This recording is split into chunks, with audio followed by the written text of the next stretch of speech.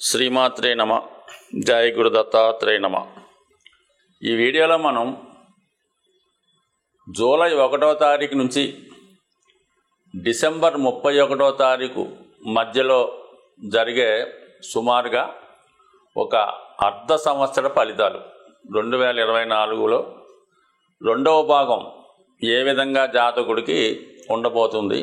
అయితే మనం జనవరి నుంచి జూన్ వరకు జరిగిపోయినటువంటి జాతకాన్ని వాటి యొక్క స్థితిగతుల్ని ఇంకొకసారి రివ్యూ చేసుకొని కనీసం జరిగిపోయినటువంటి పొరపాట్లు అవ్వచ్చు, లాభ నష్టాలు అవ్వచ్చు, ఈ రాబోయే అర్ధ సంవత్సరంలో సరిదిద్దుకునే విధంగా గ్రహాలు ఇస్తున్నటువంటి అవకాశాలు ఏ విధంగా ఉపయోగించుకోవాలి అన్నటువంటి ఉద్దేశంతో ఇది కేవలం ఒక రివ్యూ లాగా, ఒక రివిజన్ లాగా చెప్పడం జరుగుతుంది.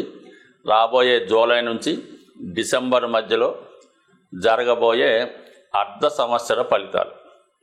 మరి మేజర్గా ప్రథమ భాగం మనం చూసుకున్నప్పుడు ఇంచుమించుగా మనకి శని భగవానుడు, అలాగే గురు భగవానుడు మరి డైరెక్ట్ మోషన్లో ఉంటూ జాతకుడికి డైరెక్ట్గా ఫలితాలు ఇవ్వడం జరిగింది. మరి ఈ అర్ధ సంవత్సరంలో మనకి జూన్ 30వ తారీఖు నుంచి సరిగ్గా సెకండ్ హాఫ్ ప్రారంభం అవగానే మనకి శని భగవానుడు మనకి వక్ర గమనంలోకి రావడం జరుగుతుంది. అలాగే మనకి ఈ అక్టోబర్ 9వ తారీఖు నుంచి గురు భగవానుడు వక్ర గమనంలోకి చెందడం జరుగుతుంది. అయితే ఈ వక్ర గమనం చెందడం వల్ల మరి జాతకులకు వచ్చే ఉపయోగం ఏంటి, గ్రహాలకి ఏ విధమైనటువంటి స్వాతంత్రం వస్తుంది అన్న విషయాన్ని గమనిస్తే తులారాశి వారికి ఈ రాబోయే 6 నెలలు జరిగిపోయినటువంటి 6 నెలల కన్నా చాలా మెరుగైన ఫలితాలు రావడం జరిగే అవకాశం ఉన్నది. ముఖ్యంగా పంచమ స్థానంలో సంచరిస్తున్నటువంటి శని భగవానుడు వక్ర గమనంలోకి ఈ అర్ధ సంవత్సర ప్రారంభంలోనే రావడం జరిగింది. అంటే దానివల్ల ఒక విధంగా చెప్పాలంటే 4వ భావంలోకి వచ్చే ఫలితం. 4 అంటే మనకి ఒక విధంగా అర్ధాష్టమ శని, మనసుకి కొద్దిగా కష్టం కలిగించే సంఘటనలు జరగడం, హర్ట్ అవుతూ ఉంటారు అన్నమాట. ఆ విధంగా ఉంటుంది. ఇది విద్యార్థులకి ఒక విధంగా కొద్దిగా నిరాశగా ఉంటుంది అన్నమాట. చదువులో ఎక్కువ శ్రద్ధ పెట్టలేకపోవడం, అలాగే ఏంటంటే ఏదైనా హాస్టల్లో ఉండి కానీ దూరంగా ఉండే చదువుకోవడం జరిగే అవకాశాలు ఉన్నాయి. ఆ విధంగా చేస్తే అనుకూలంగానే ఉంటుంది. అయితే పంచమ స్థానంలో శని భగవానుడు వక్రించి ఉండడం వల్ల జాతకుడికి టాలెంట్ విపరీతంగా పెరుగుతుంది. గతంలో కన్నా కొద్దిగా ఎక్కువ హార్డ్ వర్క్ చేస్తూ తనను తాను రుజువు చేసుకునే ప్రయత్నం చేస్తూ ఉంటాడు. ఎక్కువగా మనకి ఈ తులారాశిలో సెలబ్రిటీ రంగం వాళ్ళు ఎక్కువగా ఉంటారు. సినిమా, టీవీ, మీడియా, అలాగే ఏదన్నా నైపుణ్యం కలిగినటువంటి వృత్తుల్లో ఉండడం జరుగుతూ ఉంటుంది. సో వాళ్ళకి ఏంటంటే ఈ సమయంలో వీళ్ళ టాలెంట్కి గుర్తింపు వస్తుంది, హార్డ్ వర్క్ చేస్తారు, మంచి అవకాశాలు కూడా రావడం జరుగుతూ ఉంటుంది. కొంతమందికి విదేశీ అవకాశాలు రావచ్చు, వాళ్ళ యొక్క వేతనం కూడా విపరీతంగా పెరిగే అవకాశం ఉంది. మార్కెట్లో ఒక విధమైన గుర్తింపు వస్తుంది. అలాగే వృత్తిలో కూడా ఒక స్వేచ్ఛగా వృత్తి చేసే అవకాశాలు వస్తాయన్నమాట. అంటే జాతకుడు ఏ విధంగా తన టాలెంట్ని రుజువు చేసుకునే విధంగా ముందుకెళ్ళే అవకాశం ఉంటుంది. కాబట్టి మొత్తం మీద వృత్తిపరంగా బాగున్నప్పటికి కూడా పర్సనల్ విషయాల్లో, వివాహ సంబంధించిన విషయాల్లో, ఏదైనా ఎఫైర్ ఉన్నటువంటి విషయాల్లో మాత్రం కొంతవరకు కొంత ఎడబాటు, ఇబ్బందులు వచ్చే అవకాశం ఉంది. జాతకుడు ఏదైనా విపరీతంగా పనిలో ఉండడం వల్ల ఇది వివాహ జీవితంలో కొంత అపోహలు, సమస్యలు వచ్చే అవకాశం ఉంది. దాన్ని అడ్జస్ట్ చేసుకుంటే సరిపోతుంది. అయితే కొంతవరకు మనకి ఈ గురు భగవానుడు కూడా మరి ఈ రాబోయే 6 నెలలు కూడా అష్టమ భావంలో సంచరిస్తూ ఉంటాడు. సో అయితే ఏంటంటే అక్టోబర్ 9వ తారీఖు నుంచి ఇంచుమించుగా మనకి ఫిబ్రవరి 4 వరకు కూడా వక్రించి ఉండడం వల్ల ఒక విధంగా 7వ భావంలోకి వచ్చిన ఫలితం కూడా ఇవ్వడం వల్ల కొంతవరకు ఏంటంటే అటు ఈ 2 గ్రహాలు కూడా మనకి ఈ తులారాశి మీద వాటి యొక్క ప్రభావాన్ని చూపడం వల్ల ఖచ్చితంగా జాతకుడికి చిన్న చిన్న సమస్యలు ఉంటే సర్దుకుపోతాయి. ముఖ్యంగా అనారోగ్య సమస్యలు లాంటివి ఉంటే వాటి నుంచి బయటపడే అవకాశాలు ఎక్కువగా ఉంటాయి. అయితే జాతకుడు రాబోయే 6 నెలల్లో ముఖ్యంగా జూలై 12వ తారీఖు నుంచి ఆగస్టు 26 మధ్యలో కుజుడు అష్టమ స్థానంలో సంచరిస్తూ ఉంటాడు. ఇది ఒక విధంగా జాతకుడికి ఆర్థికపరమైనటువంటి లాభం కలిగే అవకాశం ఉంది. అంటే ధనాధిపతి అష్టమంలోకి రావడం వల్ల ఆకస్మికంగా ధనలాభం రావడం జరుగుతుంది. రక్త సంబంధీకులు సహకరిస్తారు. భూములు స్థిరాస్తులు సంబంధించిన వాల్యూ పెరగడం జరుగుతుంటుంది. వాటి మీద ఉన్నటువంటి సమస్యలు పరిష్కారం అవుతాయి. వాటి మీద ఆదాయం కూడా పెరుగుతూ ఉంటుంది. సో ఈ విధంగా ఇది ఉంటే మరి అష్టమంలో ఈ గ్రహ ప్రభావం వల్ల ఒక విధంగా షష్టాధిపతి అయినటువంటి గురువు కూడా మీకు అష్టమ స్థానం సంచరిస్తుంటాడు. కాబట్టి ఇంచుమించుగా జూలై 12 నుంచి ఆగస్టు 26 మధ్య కాలంలో ప్రమాదాలు లాంటివి జరగకుండా జాగ్రత్త వహించవలసి ఉంటుంది. అంటే ఎవరికి అతివేగంగా వాహనాలు నడుపుతున్నవాడు, ప్రమాదకర వృత్తుల్లో ఉన్నవాళ్ళు, అలాగే కొంత వృద్ధులు లాంటి వాళ్ళు ఏదైనా ప్రయాణాలు చేస్తున్నప్పుడు రోడ్డు దాటినప్పుడు జాగ్రత్తగా ఉండాలి. ఖచ్చితంగా వాహనదారులు అయితే మాత్రం హెల్మెట్ ధరించడం, కారులో వెళ్ళే వాళ్ళు సీటు బెల్ట్ ధరిస్తే చాలా సేఫ్గా ఉండే అవకాశం ఉంటుంది.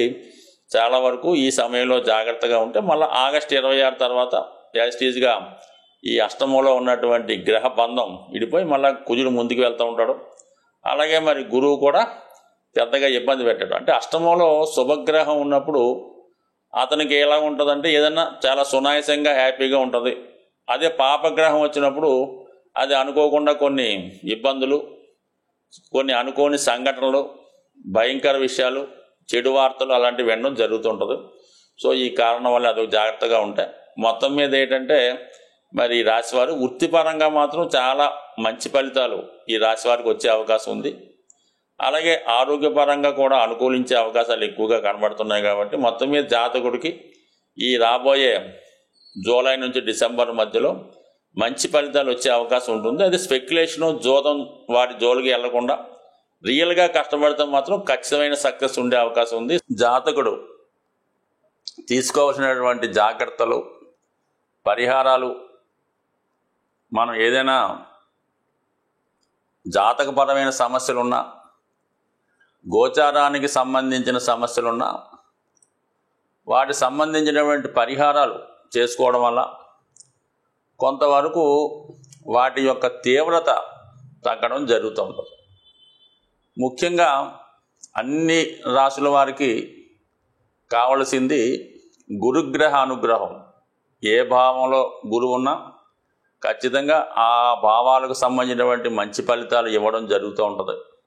అయితే గురుగ్రహ అనుగ్రహం కోసం ఎప్పుడన్నా సరే మీరు గోవుల్ని సేవించడం వల్ల, ఎక్కువగా గురువు యొక్క ఆరాధన అంటే మనకి ప్రత్యక్షంగా ఉన్నటువంటి మీకు విద్య నేర్పిన గురువు అవ్వచ్చు.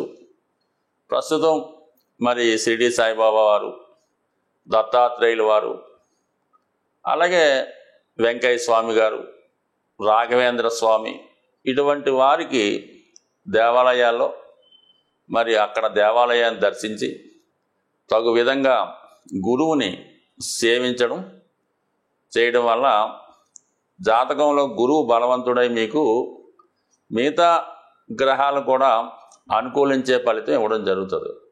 ఇంకా తీవ్ర ఇబ్బందుల్లో ఉన్నవాళ్ళు, ముఖ్యంగా అనారోగ్య సమస్య కానీ బాగా ఫైనాన్షియల్ స్ట్రగుల్ ఉన్నవాళ్ళు ఏం చేయాలంటే వారు గోశాల దర్శించి ఆ గోశాలలో వీరు ఎంత బరువు ఉన్నారు చూసుకోండి. సుమారు ఒక 60 కేజీలు ఉంటాయి. ఒక 6 కేజీలు శనగలు నానబెట్టిన కానీ వాటి ముడిసరుకు కానీ కొని ఆ గోశాలలో మీరు ఇవ్వాలంటే మీరు ఆవుకు ప్రత్యేకంగా పెట్టగలరు. మీ వెయిట్కి 10వ వంతు బరువు ఉన్నది ఇవ్వడం చేయడం వల్ల, లేదంటే ఎక్కువగా మీకు ఆర్థికపరమైన సమస్యలు ఉన్నాయి, ఏ విధంగా కూడా ముందుకు వెళ్ళడం లేదు, ఈ పెళ్లి సంబంధించిన సమస్యలు, స్థిరాస్తి గొడవలు ఇవన్నీ కూడా కామన్గా ఉంటాయి అందరికీ. వాళ్ళు ఏం చేయాలంటే మీరు ఒక అరటిపళ్ళు గెల ఏదైనా కొద్దిగా మనం ప్రయాణం చేస్తే మరి రోడ్డు దాటిన తర్వాత కొద్దిగా రిమోట్ ఏరియాకి వెళ్తే ఎక్కువ కోతులు ఉండే ప్రాంతాలు వస్తుంటాయి. ప్రతి ఒక్క ఊర్లో కూడా చిన్న చిన్న అడవులు అవి ఉండడం వల్ల కోతులు ఉంటుంటాయి. ఆ కోతులకి రోడ్డు మీద కాకుండా సైడు ఈ అరటిపళ్ళు గెలం ఏ పండు ఆ పండు ఎరగొట్టి కోతులకి ఆహారంగా పెట్టడం. ఇంకా ఓపికన్న వాళ్ళు ఏదన్నా సరే అరటిపళ్ళతో పాటు ఈ మొక్కజొన్నలు అవ్వచ్చు, మామిడి పళ్ళు అవ్వచ్చు, ఏవైనా సరే మరి కోతులకి ఆహారం పెట్టడం వల్ల ఆర్థికపరమైన సమస్యలు ఏ సమస్యని ఇంకా నో డౌట్, ఇంకా మీరు కోతులకు ఆహారం పెడితే మీకు ఎంత క్లిష్టమైన సమస్య అయినా 100% పరిష్కారం అయ్యే అవకాశం ఉంటుంది. ఇక అలాగే శని భగవానుడి యొక్క అనుగ్రహం కావాలి. ఏలినాడు శని, అష్టమ శని, వక్ర శని అనేక రకాలు జరుగుతుంటాయి. ఎప్పుడన్నా సరే మీరు శని భగవాన్ అనుగ్రహం కావాలంటే కేవలం శనికి తైలాభిషేకం, అలాగే శివుడికి రుద్రాభిషేకం కామన్గా చేసుకోవచ్చు. కానీ ఫిజికల్గా కూడా మీరు కష్టపడవలసి ఉంటుంది. మాన్యువల్గా మీరు చేసుకోగలం అంటే మీరు మాన్యువల్గా ఆ వర్క్ చేసుకోండి. ముఖ్యంగా ఎవరైతే నిరాశ్రులై ఉంటారో, వృద్ధులై ఉంటారో, రోగగ్రస్తులై ఉంటారో వాళ్ళకి మీకు తోచిన విధంగా సేవ చేయగలిగితే సేవ చేయండి. వాళ్ళు ఏదైనా రోడ్డు దాటడానికి అవసరమైతే సహాయపడండి. లేదంటే వారికి కప్పుకోనక దుప్పటి కానీ, తినడానికి మంచి ఆహారం కానీ, ముఖ్యంగా మెడిసిన్స్ వాళ్ళకి ఒక నెలకి 2 నెలలకు సరిపోయే మందులు ఇవ్వడం కూడా ఖచ్చితంగా మీకు శని భగవానుడు అనుగ్రహించే అవకాశం ఉంటుంది.